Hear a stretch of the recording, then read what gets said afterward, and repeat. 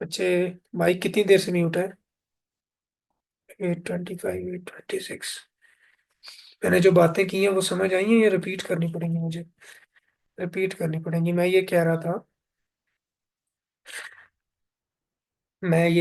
था यहाँ पर दोबारा से मुझे रिपीट करना पड़ेगा, माजरत। मैंने माइक का ध्यान नहीं दिया। जब आपने इंटीजर को ए और बी यहाँ पर लिखा और उसके बाद आपने डायरेक्ट उसको ऑपरेट करवाया, तो फिर इसका मतलब है कि उनको गार्बेज वैल्यूज मिल गई। उससे बचने का तरीका ये है कि आपने 7 और 8 लाइन के दरमियान में यहाँ पर इनपुट्स देनी है। और इस केस में इनपुट्स आप दे रहे हैं ये वाली, सी आउट और सी इन। तो ये सी आउट और सी इन आनी चाहिए थी यहाँ पर।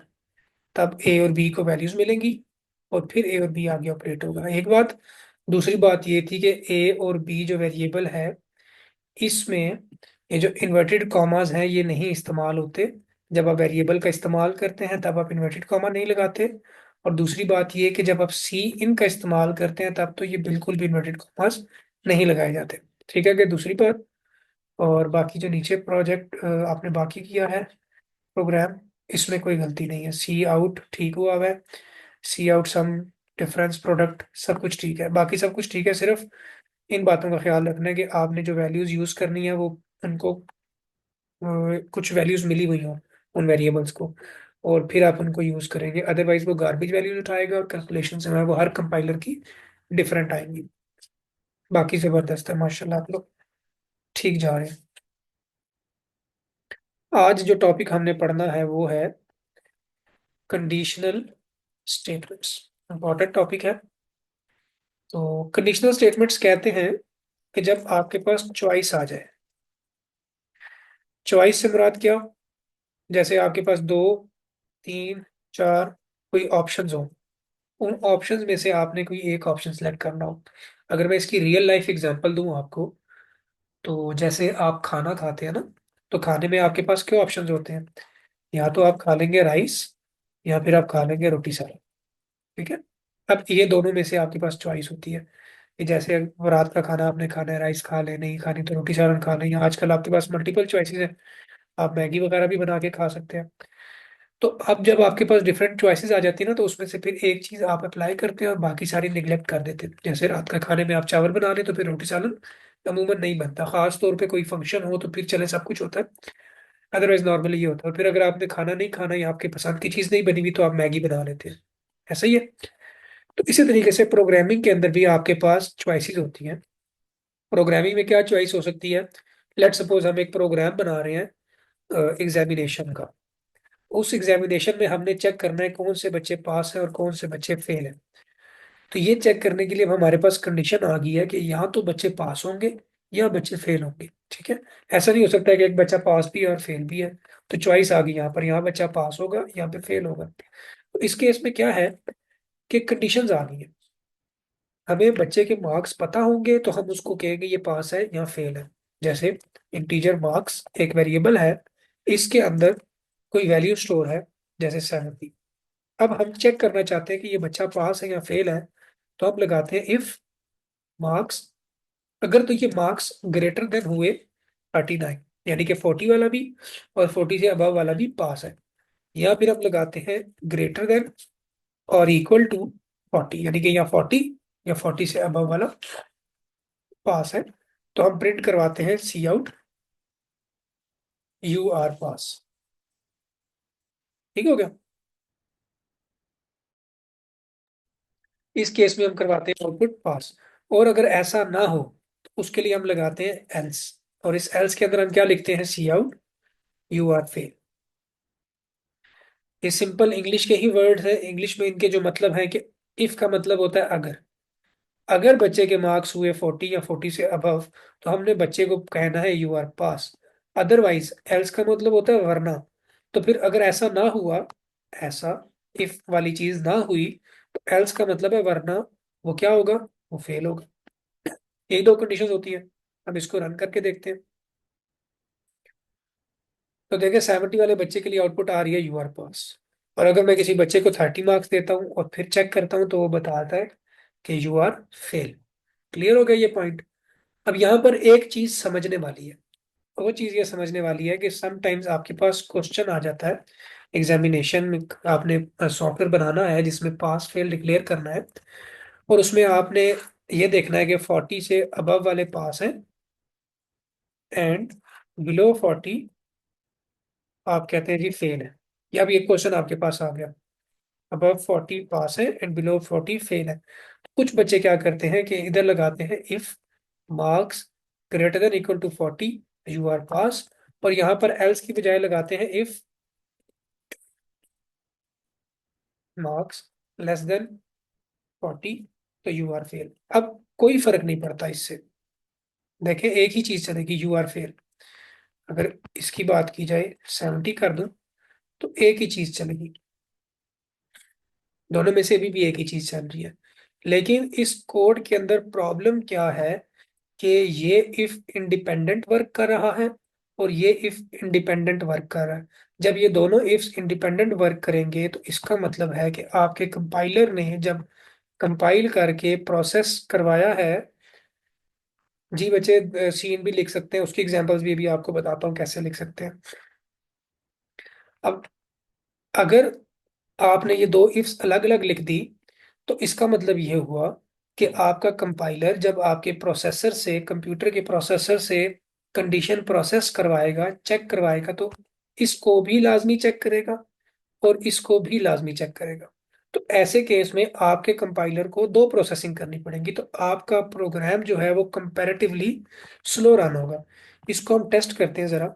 ये मैंने रन किया और आपको ये नीचे नजर आ रहा होगा, compilation time is equal to 0.98 seconds. ठीक है, ये नोट कीजिएगा, 0.98 सेकेंड्स।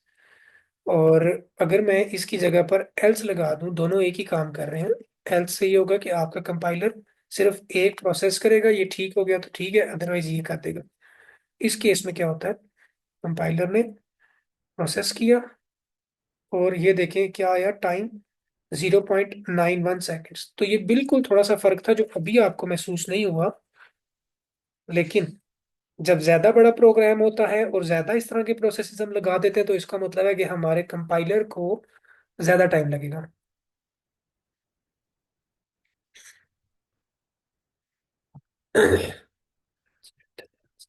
हाँ बच्चे, जब आपके पास एक से ज्यादा कंडीशन आ जाती है ना, देखिए हमारे पास इसको कंडीशनल स्टेटमेंट्स को ना समझने के लिए तीन चीजें होती हैं। ये मैंने यहाँ पर कंडीशनल स्टेटमेंट्स लिखी थी ना, तीन चीजें होती हैं। एक तो ये होती है कि आप सिर्फ इफ का इस्तेमाल करते हैं, एक होता है कि आप इफ और एल्स का इस्तेमाल करते हैं, और थर्ड होता है इफ एल्स इफ। ये एक है। देन फिर आपको चाहिए एल्स इफ, फिर आप एल्स इफ लगाते हैं, फिर आपको चाहिए एल्स इफ, आप फिर एल्स इफ लगाते हैं, और जब तक चाहिए होते हैं और उसके बाद आप लास्ट में एल्स लगा देते हैं। ठीक है, इसकी एग्जांपल भी हम देखते हैं। तो आपने सिर्फ इफ की एग्जांपल देखी कि सिर्फ अगर 40 से अबव है तो वो पास है और सिर्फ अगर 40 से बिलो है तो वो फेल है। आपने इफ एल्स की भी देखी कि अगर 40 से अबव है तो पास, अदरवाइज फेल है। बट थर्ड केस हमारे पास होता है कि हमने एक से ज्यादा चीजें चेक करनी है। जैसे आप मार्केट में कुछ खाने पीने के लिए जाते हैं तो आपके पास मल्टीपल चॉइसेस होती है। जैसे आप कहते हैं कि अगर पिज़्ज़ा हुआ तो पिज़्ज़ा खा लेंगे, अदरवाइज अगर हमारे पास बर्गर्स की ऑप्शन हुई तो हम बर्गर्स खा लेंगे, अदरवाइज हमारे पास नगेट्स की ऑप्शंस होंगी, वरना फिर ऐसा करेंगे फास्ट फूड में कुछ भी खा लेंगे। ठीक है, तो एल्स का केस तब चलता है जब आपके पास सारी कंडीशंस, आप अपनी चॉइसेस देख लेते हैं और उसके बाद कहते हैं अच्छा अब जो भी हुआ ना, तो फिर उसका मतलब होता है एल्स। ठीक है, इसकी भी एग्जांपल देख लेते हैं। इसी एग्जामिनेशन सिस्टम को हम थोड़ा सा मजीद आगे लेकर चलते हैं। आगे लेकर चलते हैं और क्वेश्चन हम ये लिखते हैं कि read marks from user and print their grades. अब ये हमारा आज की क्लास में ना यही एक प्रोग्राम चलेगा, तो आपने बड़े ही गौर से समझना है, हर पॉइंट को आपने क्लियर करना है। यही एक प्रोग्राम हमारा थोड़ा सा लेंथी होने वाला है, इसमें हम बहुत सारी चीजें कवर करने वाले हैं। अब देखें कि आपके पास आ रहा है रीड मार्क्स फ्रॉम यूजर्स, तो इसका मतलब है कि आपने जो ये मार्क्स खुद से डिफाइन किए ना, ये आपने खुद से डिफाइन नहीं करना। पहली बात। दूसरी बात यह है कि आपने इसको करना है रीड मार्क्स फ्रॉम यूजर, तो आपको यूज करना पड़ेगा सी इन का, यानी कि ये मार्क्स आपको यूजर से लेने पड़ेंगे। तो जब यूजर से कोई चीज लेनी होती है, तो मैं फर्स्ट लेक्चर में आपको बता चुका हूँ कि आपको सी आउट करवाना पड़ता है, यूजर को प्रॉम्प्ट देनी पड़ती है। देखिए मैं अगर सी आउट नहीं भी लिखता ना, तो ये प्रोग्राम चलेगा और यहाँ पर वेट करेगा कि मैं कुछ एंटर करूँ। तो मैं कुछ एंटर करूंगा तो ये प्रोग्राम आगे चलेगा। ठीक है, और आगे कुछ नहीं है तो वो खत्म हो गया। तो अब मुझे तो नहीं पता यहाँ पर मैंने क्या एंटर करना है ना। मैं अगर अननोन बंदा हूँ और मेरे सामने ये सॉफ्टवेयर आ जाता है, तो मुझे नहीं पता कि क्या करना है। उसके लिए हम यहाँ पर कमांड लिखते हैं कि सी आउट इंटर योर मार्क्स। और उसको खूबसूरत, अब कुछ बच्चे इस तरीके से लिखते हैं ना, तो देखें इंटर योर मार्क्स लिखा हुआ आता है। अच्छा, सेमीकोलन मिस कर दिया। इंटर योर मार्क्स लिखा आएगा स्क्रीन के ऊपर, और साथ ही फिर मार्क्स लिखे होंगे, तो वो मार्क्स और 10 आपस में जुड़ा हुआ होगा। तो इससे बचने के लिए हम क्या करते हैं कि इसके साथ दो नुक्ते लगाते हैं और थोड़ी सी जगह छोड़ते हैं, ताकि आउटपुट स्क्रीन के ऊपर ये थोड़ा सा खूबसूरती के साथ आए। इंटर योर मार्क्स, और फिर ये दो नुक्ते जिसको कॉलम कहते हैं ये लगाओ, और एक स्पेस के बाद यहाँ पर ऑप्शन हो हमारे पास, और हम यहाँ पर लिखें 10, और फिर उसको एंटर करें। ठीक है, तो ये देखें कितना एक क्या उसको कहते हैं कि मेच्योर लग रहा है, खूबसूरत लग रहा है, प्रोफेशनल सा लग रहा है। और फिर मैंने आपको एक चीज और भी समझाई थी कि जब आप एक प्रोग्राम लिखते हैं ना, तो आपका प्रोग्राम क्या बेस करता है, शायद आपको नहीं बताई, किसी और स्टूडेंट को बताई थी। अब आप ये देखें कि आपसे कहा क्या जा रहा है, ग्रेड्स प्रिंट करने हैं। तो आप अपने प्रोग्राम के स्टार्ट में ना एक लाइन लिखें सी आउट, और इसमें आप हेडिंग दे दें। जैसे आप ग्रेडिंग के ऊपर काम करें, तो हम यहाँ पर लिख दें ग्रेडिंग, और यहाँ पर स्लैश एन लगा दें। यहाँ पर आप स्लैश टी का इस्तेमाल कर दें। इससे क्या होगा कि आपके प्रोग्राम के टॉप पर ना एक हेडिंग आ जाएगी, जैसे ग्रेडिंग आ गया। तो देखिए ग्रेडिंग और एंट्री और मार्क्स बिल्कुल साथ साथ है, तो हम यहाँ पर एक और लाइन लगा देते हैं। इससे क्या होगा कि ये जो ग्रेडिंग है ना, ये इसके और मार्क्स के दरमियान में जगह आ जाएगी। अभी एक किस्म की हेडिंग आ गई। फिर आप इसको मजीद खूबसूरत बनाना चाहते हैं, जैसे आप पेपर में करते हैं, क्वेश्चंस के ऊपर हेडिंग सी बनाते हैं, तो आप इसको अपनी मर्जी के मुताबिक इस तरीके से खूबसूरत बना सकते हैं। ठीक है, मैं इस तरीके से बनाता हूँ कि यहाँ पर मैं ये काम कर लेता हूँ, डिफरेंट सिंबल्स का इस्तेमाल करके मैं इसको खूबसूरत बनाने की कोशिश करता हूँ। अब क्या होगा कि यूजर एंटर करेगा मार्क्स। जब यूजर एंटर कर देगा मार्क्स, अब हमने ग्रेडिंग करनी है। तो ग्रेडिंग क्या है, वो पेपर में आपको दे दिया जाएगा। अगर क्वेश्चन आता है इस तरीके से, या आप किसी कंपनी में काम करें, तो वो आपको फार्मूला देंगे कि ये इस बेस के ऊपर ये रिजल्ट आना चाहिए, इस बेस के ऊपर ये रिजल्ट आना चाहिए। तो अब आपने चेक करना है कि अगर वो मार्क्स जो दिए गए हैं वो ग्रेटर हैं 80 से। ठीक है, ग्रेटर देन 80 का मतलब होता है कि 80 से लेकर 100 के दरमियान में। मैं यहाँ पर कमेंट लिख देता हूँ कि मार्क्स 80 से लेकर 100 के दरमियान में, 100 के दरमियान में जब होंगे, तो बच्चे का ग्रेड बनेगा A+। तो मुझे यहाँ पर प्रिंट कराना पड़ेगा सी आउट, और यहाँ पर लिख देते हैं A+, और इसको रन करते हैं। तो देखें यहाँ पर आएगा 80 से अबव है, तो यहाँ पर मैं लिखता हूँ ना 90 मार्क्स, तो लिखा आएगा A+। ठीक है, अब मैं यहाँ पर एक और चीज आपको समझाता हूँ कि आप जब इफ्स को इंडिपेंडेंटली इस्तेमाल करते हैं तो क्या नुकसान होता है। दूसरे नंबर पे हमने कहा अगर मार्क्स 70 से अबव होंगे, यानी कि 70 से लेकर 80 के दरमियान, तो ग्रेड आना चाहिए A। ठीक है, अब इस केस में क्या होना चाहिए, हमारे पास ग्रेड आना चाहिए A। लेकिन आपको देखिएगा स्क्रीन पे नजर आएगा A भी और A+ भी। जैसे मैंने 90 मार्क्स लिखे ना, तो 90 मार्क्स में देखें ग्रेड A+ भी आ रहा है और A भी आ रहा है। पहला वाला जो A+ है वो 80 अबव का आ रहा है, दूसरा आ रहा है A का। तो इससे ये चीज कंफर्म हुई कि जब आप दोनों इफ्स को अलग अलग लिखेंगे, तो ये कंडीशन भी चेक हो रही है और ये कंडीशन भी चेक हो रही है। ठीक है, इसके बरक्स अगर आपने यहाँ पर एल्स लगाया होता ना, ऐसे ऐसे एल्स अगर आपने लगाया होता, तो क्या होता कि सिर्फ एक चीज चलती। जैसे भी यहाँ पर आप लिखते हैं ना 90, तो देखें सिर्फ A+ चला। और अगर आप यहाँ पर लिखते हैं 80 या 75 लिख देते हैं, तो देखें A आया। तो जब आप इफ और एल्स का इस्तेमाल करते हैं ना, तो फिर एक कंडीशन से अगर चल जाती है, तो फिर बाकी नहीं चलती, वो स्किप हो जाती है। ठीक है, तो आपने इसी तरीके से इस्तेमाल करनी है। मैं वापस चलता हूँ यहाँ पर। इस इंडिपेंडेंट इफ को खत्म करने का तरीका ये होता है, अब देखें आप एल्स के साथ कंडीशन नहीं लगा सकते। मैं इधर कहीं पर लिख देता हूँ कि condition is only used with if conditions are not used with else। Else के साथ आप कभी भी कंडीशन नहीं लगा सकते। आपने देखा होगा प्रीवियस प्रोग्राम्स में मैंने इफ लिखा है और सिर्फ एल्स लिखा है, एल्स के अंदर कंडीशन नहीं आती। लेकिन अब एल्स के साथ मैं कंडीशन लगाना चाहता हूँ तो क्या करना पड़ेगा मुझे? एल्स के साथ अगर मैं कंडीशन लगाना चाहता हूँ तो एल्स के साथ थोड़ी सी जगह छोड़ के मुझे दोबारा से इफ लिखना पड़ेगा और फिर मुझे चेक करना पड़ेगा। अब ये दोनों इफ्स जो है ना ये आपस में कनेक्ट होंगे इस एल्स की मदद से।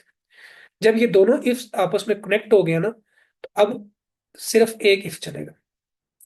अब मैं यहाँ पर 90 लिखूंगा ना तो देखें सिर्फ ए प्लस आया। मैं अगर सिर्फ इस एल्स को हटाता हूँ ना तो ये दोनों इफ इंडिपेंडेंट हो जाते हैं। और अब अगर मैं 90 लिखूंगा तो देखें ए प्लस भी आ रहा है और ए भी आ रहा है। तो ये फर्क समझें कि अगर दोनों इंडिपेंडेंट होंगे तो अलग अलग चलेंगे, और अगर आप इनको इस तरह जोड़ देंगे तो फिर सिर्फ ये इफ चलेगा। अगर ये ट्रू हो जाता है तो फिर ही ये वाला फिर ही ये चलेगा और बाकी स्किप हो जाएंगे। लेकिन अगर ये इफ नहीं चलता, क्या कैसे नहीं चलेगा? बच्चे के मार्क्स 80 से अबव नहीं है तो फिर ये वाला चलेगा, वो नहीं चलेगा। इसकी भी एग्जांपल देख लेते हैं। मार्क्स में एंटर करता हूँ 75, तो इस केस में ए प्लस नहीं चला क्योंकि मार्क्स 80 से अबव नहीं है तो वो नहीं चला। और दूसरा वाला इफ चल गया। दोनों इंडिपेंडेंट अब वर्क कर रहे हैं, लिखे हमने एक साथ हैं, लेकिन दोनों इंडिपेंडेंट है कि एक चलेगा तो एक हो गया तो वो चलेगा, दूसरा हो गया तो वो चलेगा। दोनों साथ नहीं चलेंगे। ठीक है? या ये चलेगा या ये चलेगा। और इसी तरीके से आप इसको बढ़ाते जाएंगे। आप लिखेंगे अगर ऐसा ना हुआ तो फिर मार्क्स अगर हुए जी 70 की बजाय अब 60 से अबव हुए तो बच्चे के मार्क्स जो हैं वो होने चाहिए 60 से लेकर 70 के दरमियान में बी ग्रेड होने चाहिए। आप इसके अंदर प्रिंट करवा देंगे सी आउट और यहाँ पर लिख देंगे बी ग्रेड। इसको भी टेस्ट कर लेते हैं। 65 मार्क्स में देखें बी ग्रेड आ रहा है। तो ये मजीद आगे चलता जाएगा और लास्ट पे जाकर आप कहेंगे अच्छा अब सारे मार्क्स हो गए चेक, तो इसका मतलब है कि अब बच्चा फेल है। तो एल्स में जाके आप लिख देंगे सी आउट फेल। और मैं जल्दी से ना बाकी वाले एल्स भी कंप्लीट कर लेता हूँ। अगर आप लोगों को समझ आ गई है तो ठीक है, अगर नहीं आई तो मुझे बताएं, मैं रिपीट करता हूँ। 50 से ऊपर वाले मैंने सी कह दिए, 40 से ऊपर वाले मैंने डी कह लिए, और 33 से ऊपर वाले यानी कि 32 से ऊपर वाले ई, और फिर उसके बाद एफ। ठीक है, ये आगे से मैं कंडीशन हटा देता हूँ फिलहाल के लिए, कि हमें पता लग गया कि हम क्या करना चाह रहे हैं। मुझे मैसेज करके बता दें कि कॉन्सेप्ट आपको समझ आ गया।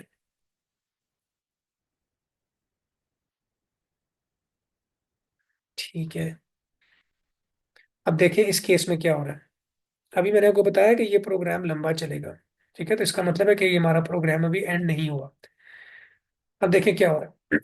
अगर तो बच्चे के मार्क्स 80 से अबव हैं तो इसका मतलब है ए ग्रेड आ जाएगा, ए प्लस ग्रेड। वरना अगर बच्चे के मार्क्स 70 से अबव हुए तो ए ग्रेड आ जाएगा। वरना अगर बच्चे के मार्क्स 60 से अबव हुए तो बी आ जाएगा, 50 से अबव हुए तो सी आ जाएगा, 40 से अबव हुए तो डी आ जाएगा, और फिर 32 से अबव हुए तो वो फिलहाल सिर्फ ई पे पास है। और अगर ऐसा कुछ भी ना हुआ तो 32 से बिलो होंगे ना, तो बिलो वाले बच्चे फेल होते हैं। और यहाँ पर लगा दूंगा सेमी कॉलन। अब इसको रन करते हैं। ओ क्लास का टाइम क्यों बचा? 10 मिनट रह गए। Enter your marks. अब मैं मार्क्स एंटर करता हूँ सबसे पहले। 80 से अबव, वो कुछ भी हो सकते हैं, 90, तो देखें ए प्लस ग्रेड आ गया। अगर वो है जी 70 से अबव यानी कि 75, तो ए ग्रेड आ गया।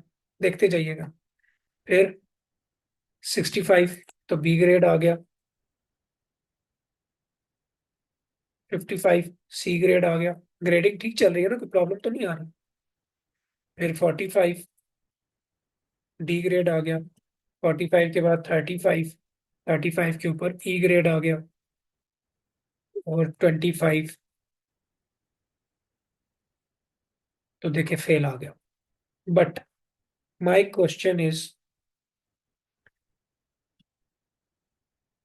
what will happen if user enters below 0 and above 100? अगर स्टूडेंट ने मार्क्स सवेरा बच्चे क्या इशू है, बताइएगा। डिफॉल्ट स्टेटमेंट बच्चे वो स्विच में होता है। डिफॉल्ट स्टेटमेंट जो है वो स्विच में होती है, वो भी कंडीशनल ही है किस्म के। लेकिन हम इस टाइम जो है ना इफ एल्स वाले कंडीशंस पढ़ रहे हैं, सिर्फ ये तीन। फोर्थ नंबर पे आता है स्विच स्टेटमेंट। स्विच जो है ना वो इंशाल्लाह ताला कल के लेक्चर में हम कवर करेंगे, अभी तो हमने इफ बहुत ज्यादा पढ़नी है।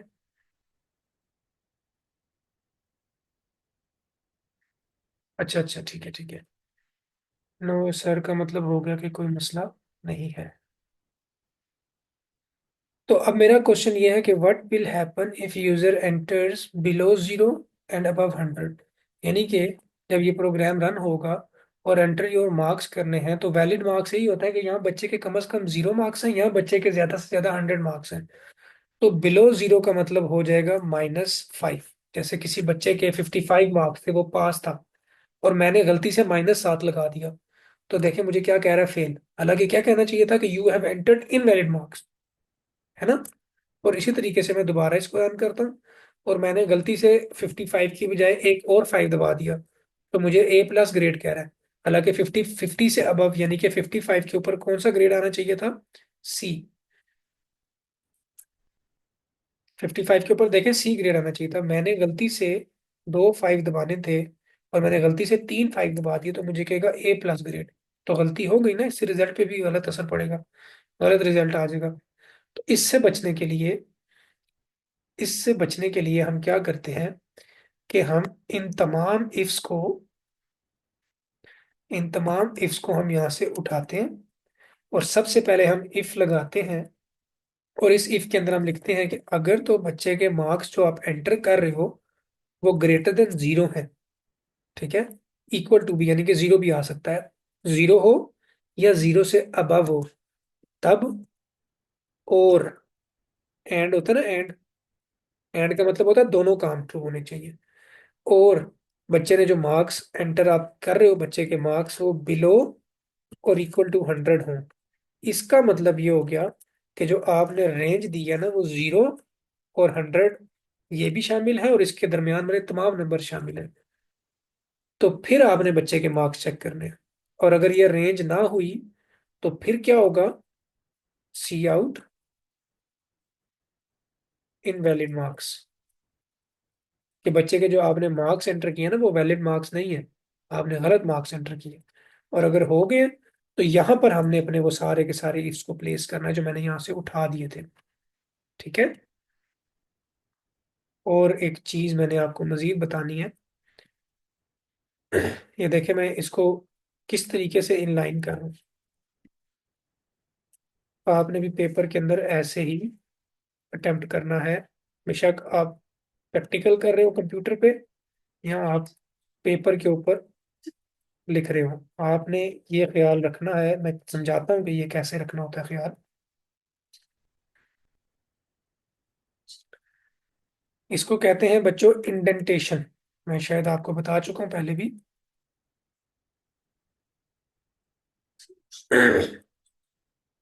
इसको कहते हैं इंडेंटेशन। देखिए जब इंटीजर मेन मैंने लिखा और ये ब्रैकेट लगाई, तो मैंने उसके बाद जो नीचे वाली लाइन थी ना, उसमें एक जगह छोड़ी जिसको कहते हैं टैब स्पेस, और फिर उसके बाद काम किया, और यही लाइन सीधी चलती आ रही है नीचे।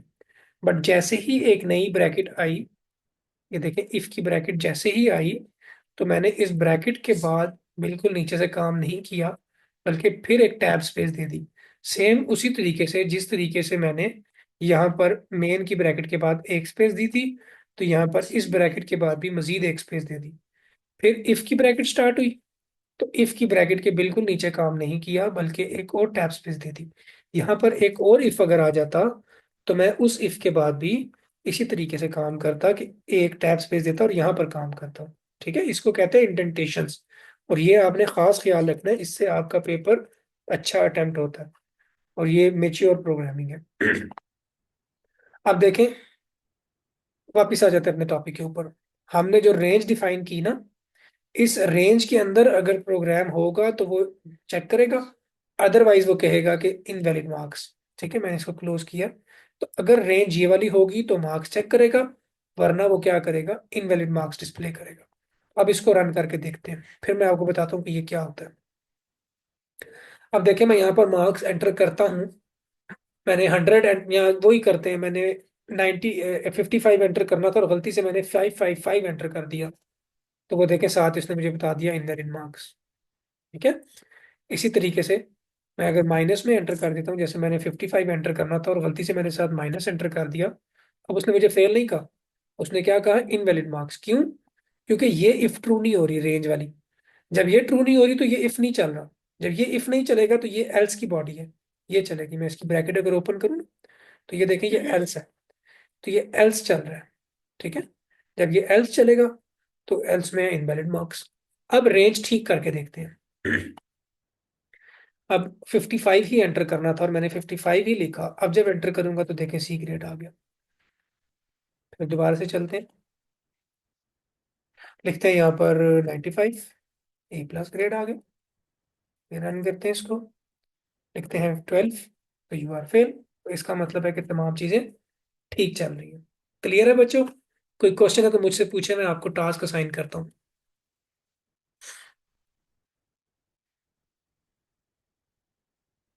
टास्क 3 है आज आपके लिए, वीकेंड है बच्चे, आपकी सैटरडे संडे क्लासेस नहीं होंगी, वीकेंड ऑफ होगा। जबरदस्त।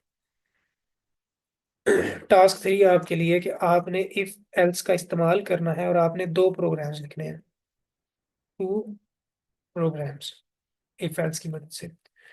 पहला प्रोग्राम है कि आपने यूजर से नंबर लेना है and check if it is even or odd. दूसरा प्रोग्राम आपने करना है take number from user and check if it is zero or even or odd. ठीक है। और इसमें आपने किस चीज का ख्याल रखना है?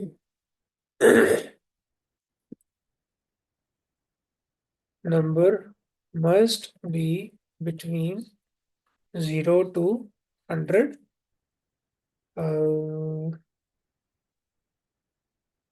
ठीक है जी, number must be between 0 to 100, आपने इस चीज का ख्याल रखना है। ठीक है।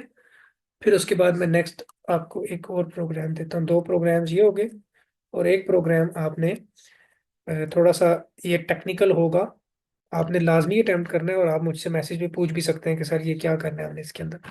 आपने यूजर से कहना है take two numbers from user. इसको मैं लिख देता हूँ कि 1 मिनट से कम रह गया जी। प्रोग्राम और take two numbers from users and take operator, take 1 2 3 यानी कि आप डिस्प्ले करवाएंगे एंटर। पहले दो नंबर आपने यूजर से ले लेने, और उसके बाद आपने यूजर से कहना है enter 1 for addition, 2 for subtraction, 3 for multiplication, 4 for quotient. ठीक है। अब यूजर जो भी देगा, जैसे यूजर ने अगर 1 एंटर किया तो जो पहले दो नंबर दिए थे ना, आपने उनका सम प्रिंट करवाना है। और अगर यूजर 2 एंटर करेगा तो आपने उन दोनों नंबर्स को सब्ट्रैक्ट करवाना है। और अगर यूजर 3 एंटर करेगा तो आपने उन्हीं दो नंबर को मल्टीप्लाई करवा के दिखाना है। और अगर यूजर 4 एंटर करेगा तो आपने